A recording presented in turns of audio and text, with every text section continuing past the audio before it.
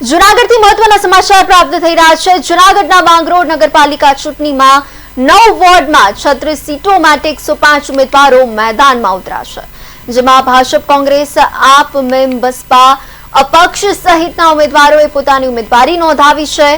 માંગરોળ નગરપાલિકા ચૂંટણીમાં હવે નવો જ રંગ જામશે તેવી શક્યતા છે, કારણ કે માંગરોળ નગરપાલિકા કોંગ્રેસનો ગઢ મનાય છે, પરંતુ આ વખતે ચિત્ર કંઈક અલગ જ જોવા મળી રહ્યું છે, કારણ કે આ ચૂંટણીમાં ભાજપ, કોંગ્રેસ, આપ, બસપા, મીમ સહિત 5 જેટલી પાર્ટીઓ ચૂંટણી લડી રહ્યા છે, જ્યારે અપક્ષ ઉમેદવારો પણ પોતે જીત માટે સક્ષમ હોવાના દાવાઓની વચ્ચે કોણ બાજી મારશે તે તો સમય જ બતાવશે।